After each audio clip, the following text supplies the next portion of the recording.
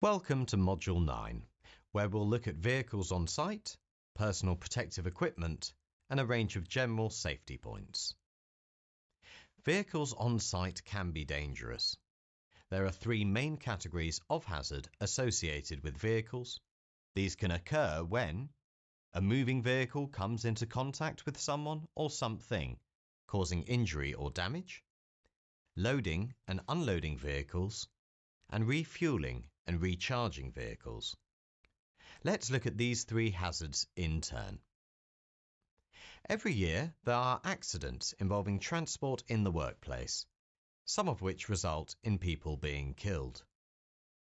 Being struck by a moving vehicle accounted for 31 fatal injuries to workers in 2016-17, and many more people were seriously injured. People can also fall from vehicles, whether getting on or off, working at height, or when loading or unloading. Key precautions. Do not walk or stand in roadways. Always use pedestrian routes when available. Don't treat on-site roads as public highways. Ride in passenger accommodation vehicles only. Always keep a safe distance until clear eye contact is made with the driver. Once you have made visual contact, keep the driver in view at all times. Don't assume that just because you can drive a car, you can drive other vehicles on site. Never drive a vehicle unless you are trained and competent. Follow requirements for daily safety checks. Remember, there are specific risks with certain vehicles. Always wear seatbelts if provided, and be extra careful when reversing a vehicle that has a restricted view. Here are some essential safety tips for loading and unloading vehicles. Trailers should be parked on firm, level ground. Loads should be spread as evenly as possible. Loads should be secured or arranged in a way that ensures they do not slide around. Ensure the vehicle or trailer has its brakes applied and all stabilizers are used. Provide a safe place where drivers can wait if they are not involved in loading. Drivers should not remain in their cabs if possible. No unnecessary personnel should be in the loading or unloading area. Vehicles must never be overloaded. Checks must be made before unloading to make sure loads have not shifted during transit and are not likely to move or fall when restraints are removed. There must also be safeguards against drivers accidentally driving away too early. This does happen and is extremely dangerous. Measures to ensure this could include traffic lights, the use of vehicle or trailer restraints. A supervisor or manager could keep hold of the vehicle keys or paperwork until it's safe for the vehicle to be moved. Liquid fuel, LPG or batteries all have fire or explosion risks, so it's essential to take precautions. These include ensuring good ventilation, making sure there are no sources of heat nearby. If the vehicle needs special precautions, you should be trained or supervised. Remember, domestic experience is not enough. Please click Next to continue. Under the Personal Protective Equipment at Work regulations, employers have to provide and ensure the use of free PPE, which can include protective gloves, hearing protection, full face shields when cutting, grinding or chipping, chemical splash goggles, respiratory protection, fall protection equipment when working above 6 feet, and specific protective clothing, such as welding leathers when welding or flame-resistant clothing when working with live electrics. On construction sites, some PPE is mandatory. Depending on your role, this will be either 3 or 5-point protection. 3-point PPE includes hard hats, safety boots, and high-vis jackets. 5-point protection usually adds safety glasses and safety gloves to this. If PPE is going to be part of your working life, here's a useful checklist to help keep you safe. Make sure you are trained to use PPE correctly and know how to report losses, destruction, or faults. If more than one item of PPE is worn at the same time, check with a supervisor that they can be used together. For example, wearing safety glasses may disturb the seal of a respirator, causing air leaks. Always wear the appropriate PPE for the job, even if you think this will only take a few minutes. And check safety signs. They can be a useful reminder that PPE should be worn. Please click Next to continue.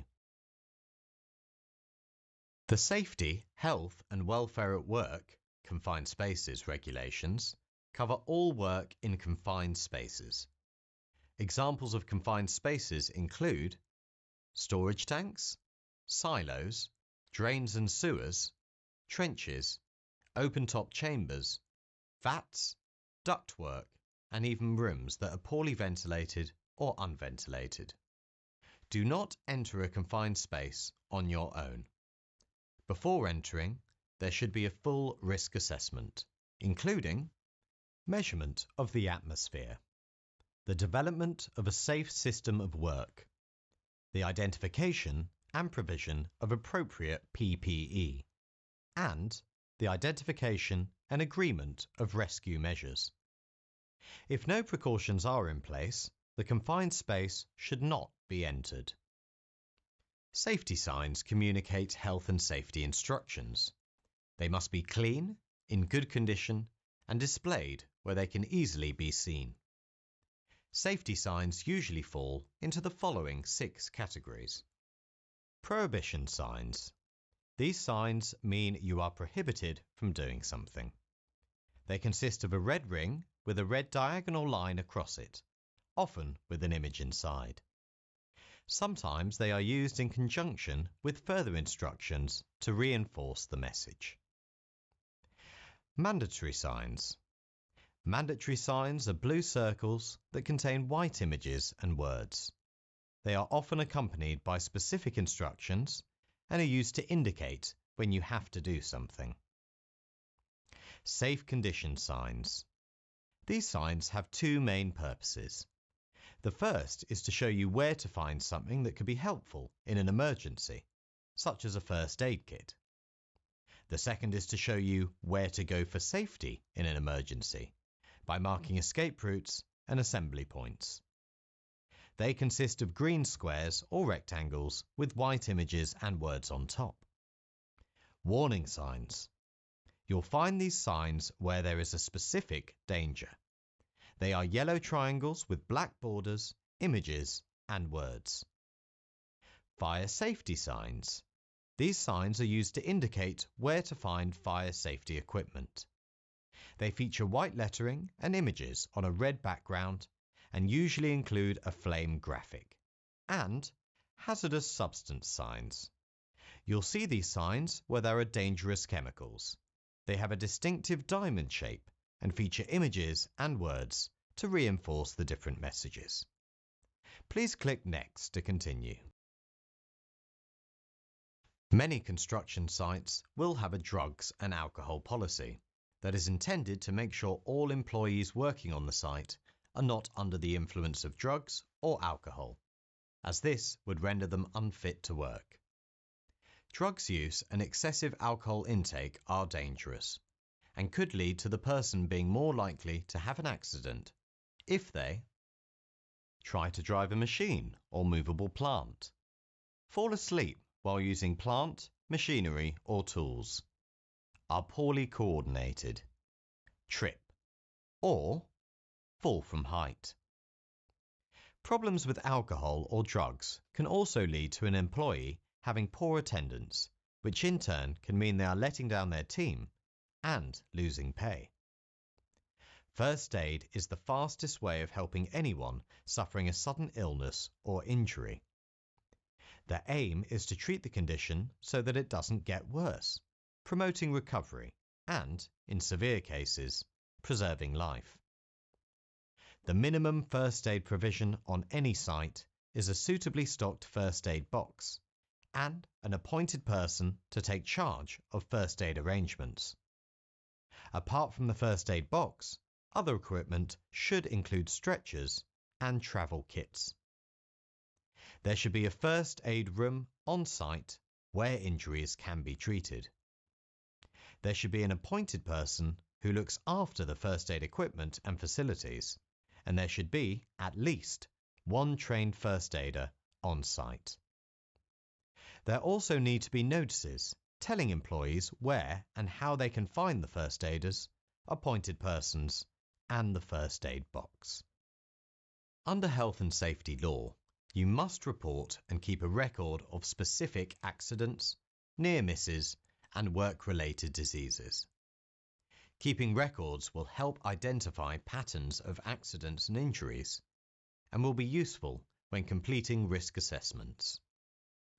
Insurance companies may also want to see accident reports if there is a work-related claim. The accident book is a valuable document that organisations use to record accident information under the Reporting of Injuries, Diseases and Dangerous Occurrences Regulations, RIDDOR. Keeping an accident book is the legal responsibility of the employer, but the employee who has the accident should ensure the report is completed. Please click Next to continue. Health and safety can also be affected by pollution of the workplace, the environment around the workplace, and the general public. Looking after the environment and controlling pollution is a massive concern worldwide. Pollution comes in a number of forms, including air, water, and land pollution. Air pollution can cause health problems in humans, such as poisoning and asthma. Acid gases, such as sulfur dioxide and sulfur trioxide, when released into the atmosphere, can cause structural damage to buildings, such as the deterioration of marble surfaces, and if moisture is present, can accelerate the corrosion of iron, steel, and other metals. Air pollution can also result in problems for animals, such as poisoning and the loss of habitat and food sources. Water pollution is also taken very seriously. Sources of water pollution can include effluent from factories, agricultural waste, and domestic waste. This can eventually pollute groundwater and surface water, including streams, rivers, lakes, and seas, making them unsafe for humans and wildlife. Land pollution can be caused by old industrial sites, abandoned mines and quarries, illegal dumping and waste disposal sites. This can cause injury and ill health to humans and animals. Gases created by the waste can also result in fires or even explosions. Oil pollution and the gases associated with it can have serious effects on human health, including respiratory damage, liver damage, decreased immunity, increased cancer risk, reproductive damage, and higher levels of some toxins, such as hydrocarbons and heavy metals. In the event of an oil leak or spill, including crude or distilled oil, the 3 steps should be stop, contain, and call. 1. Stop it at the source by using absorbing material such as sand. 2. Contain the oil to prevent it entering any drains or watercourses. 3. Call the Environment Agency. Please click Next to continue.